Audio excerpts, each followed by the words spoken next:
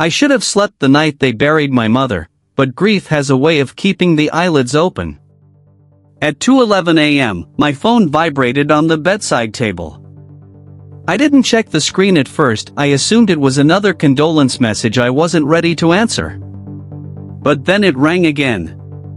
And again. When I finally flipped it over, the name froze my breath in my throat. MOM, calling. The burial had been at noon. I had watched the coffin lower into the earth. I had thrown in the handful of dirt they gave me. I had whispered goodbye. Yet the call persisted. When I answered, I expected silence. Or a glitch. Instead, I heard breathing, slow, uneven, too close to the microphone. Then a muffled scraping sound, like fingernails dragging across wood. A distorted whisper followed. "You shouldn't have left me there." The line cut. I stared at the screen until it went dark. My hands trembled so hard I nearly dropped the phone. I checked the call log, praying it was an error. But the record was there. 003 incoming call, origin, unknown cellular tower beneath municipal cemetery. I didn't sleep for the rest of the night. Because deep down, in the part of my mind I tried to silence, I knew one thing. If my mother was calling, she wasn't lying still. By morning, fear had turned into obsession. I drove to the funeral home, rehearsing a dozen ways to sound rational, but the moment I stepped inside, the director locked the door behind me. He didn't ask how I was. He asked, "Did the coffin answer back?" My throat closed around the words. "I got a call," I admitted. From her phone. His face drained of color. He guided me into his office, shut the blinds, and spoke in a trembling voice. "This isn't the first time."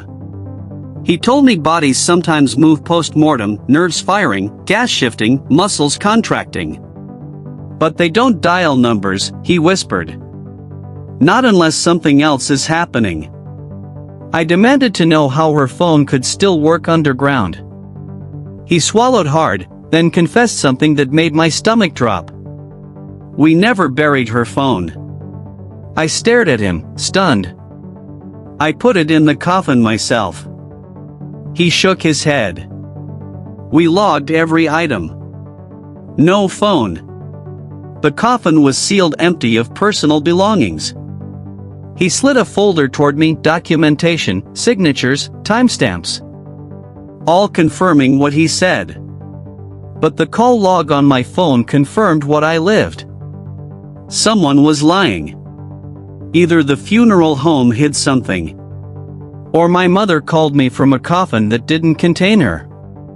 That night, the house felt heavier, as if the walls were bracing for something.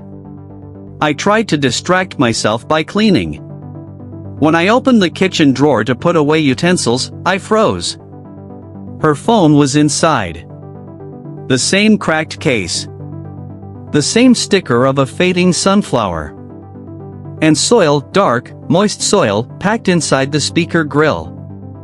My legs nearly gave out. I had placed that phone on her chest before the coffin was sealed. I watched them close it. I watched them lower it. There was no moment, not a second, when anyone could have retrieved it. The screen lit up. One new message. From MOM. I should have deleted it.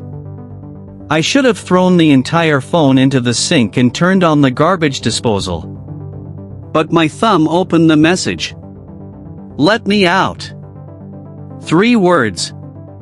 Nothing else. No punctuation. The phone vibrated again, this time with a notification from the health app, something recorded by the device's sensors. Steps taken today, 14. Elevation, -2.4 meters. Underground. I backed away from the drawer, from the phone, from the truth forming in my mind like a bruise. If the phone climbed its way back to me, something else might be trying, too. I drove to the hospital where my mother had been declared dead. The fluorescent lights buzzed overhead, making every hallway look like a tunnel leading to somewhere worse. When I asked for her records, the nurse hesitated. "Why do you need them?" I lied and said insurance. She still made me wait almost an hour before sliding a thin file across the counter. Inside, the truth waited like a blade. There had been no autopsy. No neurological exam. No confirmation of brain death. Just a handwritten note from the attending physician. Patient attempted to speak before time of death. My chest tightened. Speak? How? She had been sedated. They told me she slipped away peacefully. That she felt nothing. Another note. Reflex movement observed. Staff interpreted as involuntary. I imagined her in that hospital bed, trying to move, trying to talk, trying to reach me. And no one listened. Worse, they rushed to sign the death certificate. At the bottom of the file, the consent form bore a signature. My signature. Except I never signed it. The date listed was a day I wasn't even in the hospital. Someone forged my name. Someone wanted her buried fast.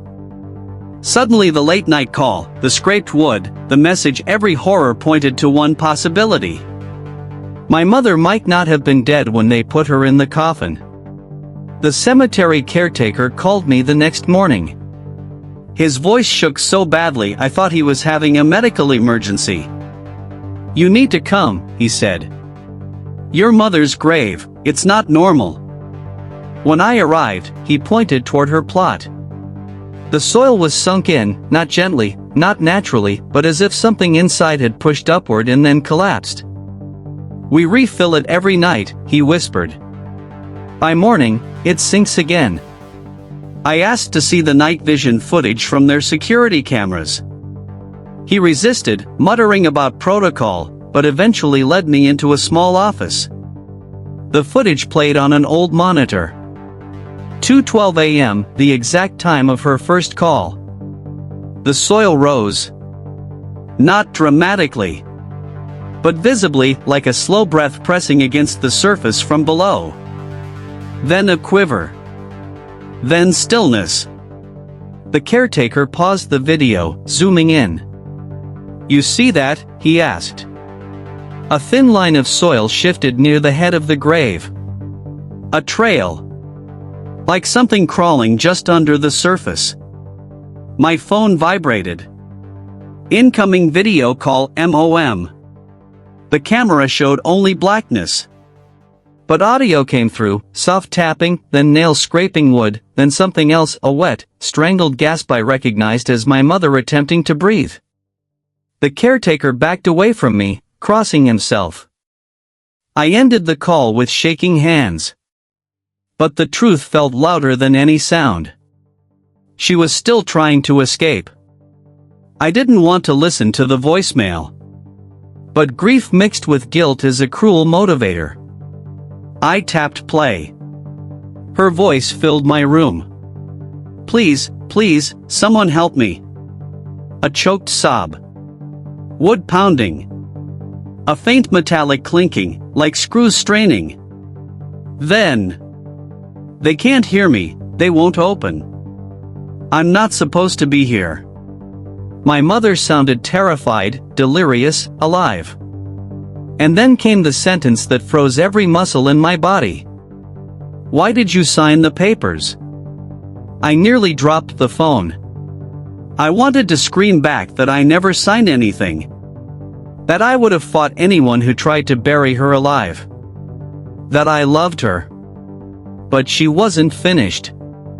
He said it was for my own good. He said no one survives the type of things I saw. Her whisper cracked. "They're burying more of us." Static swallowed her words, but before the message ended, she whispered one last thing. "Don't trust the hospital." The voicemail timestamp read Recorded, 12 hours after time of death. Impossible.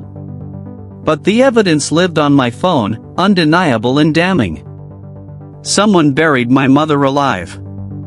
And they wanted me to believe she died peacefully. I returned to the cemetery with a forensic technician I paid under the table.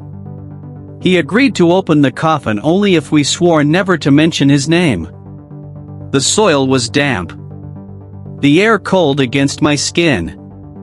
When he pried open the lid, I braced myself to see my mother's face. But what lay inside was not human. A pale, contorted figure curled like a fetus. Limbs too long. Skin waxy and pulled tight across sharp bones. The thing had no eyes, just smooth flesh where they should have been. And buried deep in its chest, lodged between its ribs, was my mother's phone. The technician stumbled backward. "What the hell is that? That's not decomposition, that's not anything." I reached out, hand trembling, and touched the phone. It vibrated beneath my fingers. New recording detected. I didn't dare play it. The creature's mouth, if it was a mouth, parted slightly at the disturbance. A low, rattling hiss escaped, like old lungs remembering a breath. "This isn't your mother," the technician whispered. "This coffin was never meant for her." I stared at the pit where she should have been. If this thing was buried in her place, where was she now? Everything pointed back to the hospital, to the forged signature, the rushed death certificate, the doctor who didn't wait for consent. I followed the technician's advice and searched the hospital's old archives. A dusty blueprint revealed a sealed basement room, shut down after a scandal decades ago. I found the door behind a cracked wall panel. The lock had rusted, but one kick broke it. The air smelled of earth. Inside were shelves of unrelated objects, but one detail tied them together. Each phone was covered in soil. Each belonged to someone declared dead. Each was tagged with a date. Some dates were recent. I approached a shelf labeled unreturned personal items. There, sitting neatly in a row, were dozens of phones just like my mother's. And a clipboard. Project Silent Veil, for patients who know too much. Bodies must not resurface. My blood turned to ice. They were burying people alive to silence them. And replacing them with whatever that creature was. A soft vibration hummed behind me. One of the phones lit up. Incoming call, MOM. Not from the drawer. Not from the coffin. From somewhere deeper in the basement. I wasn't alone down there. I fled the hospital. I don't remember driving. I don't remember unlocking my door. I only remember the dread hanging in my chest like a stone. At 3:04 a.m., as the house settled into its nighttime silence, someone knocked on my bedroom door. 3 gentle taps. Like my mother used to do when she wanted to check if I was awake. "Sweetheart," her voice whispered. "Please open the door." I froze. The voice was warm, familiar, heartbreakingly real. But my phone, lying face up on the table, lit up with an incoming call. "MOM, do not open." I stared at the door. The handle twitched. Once. Twice. Her voice grew softer, trembling. "It's so dark, sweetheart, let me in." Another message appeared on my screen. "That is not me."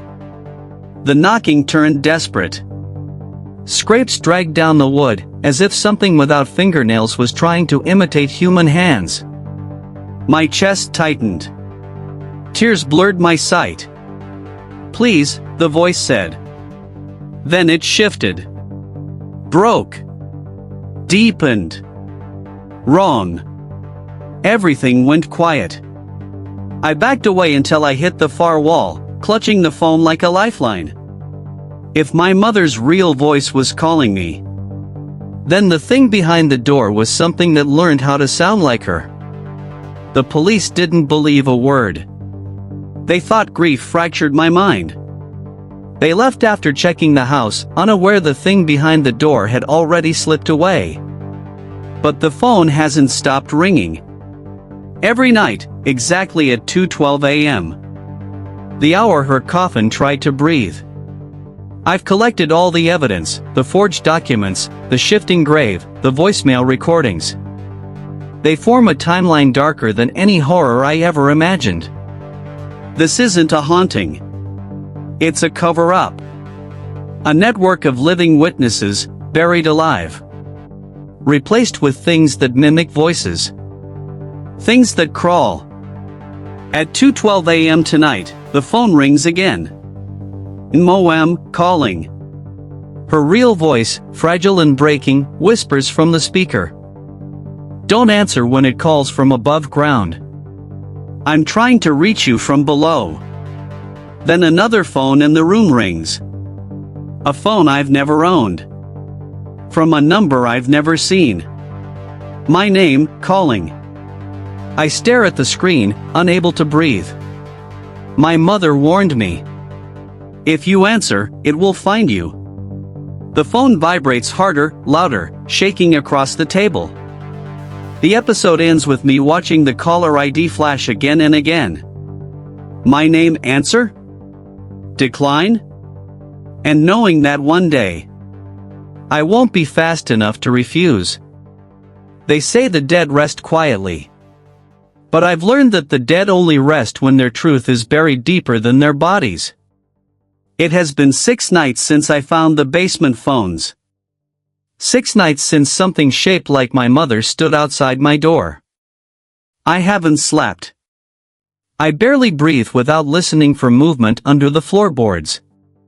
Tonight, the phones surround me, the ones from the hospital shelves. They vibrate in sync, a low hum like restless insects. Their screens light up one by one with the same message. We are not dead. Then the basement phone, my mother's real phone, rings. Her voice trembles through the speaker. Sweetheart. I'm close. They buried me somewhere shallow this time. The ground beneath my feet knocks. Once. Twice. A pattern. Her pattern. I grab a shovel, sprint into the night, and follow the knocking across the yard. The soil bulges. Something tries to break the surface. But before I dig, every phone behind me rings at once, the same caller ID. My name in red. Bleeding letters. Moving. Alive. A voice that isn't mine whispers. If you dig her up, I take your place. The knocking stops. The earth stills. My mother's voice fades like breath on cold glass. I drop the shovel. And now, every night at 2:12 a.m., the ground knocks again, softer, slower, like someone losing strength. One day soon, the knocking will stop completely. And I will never know if she forgave me. Or if she died still waiting for me to answer.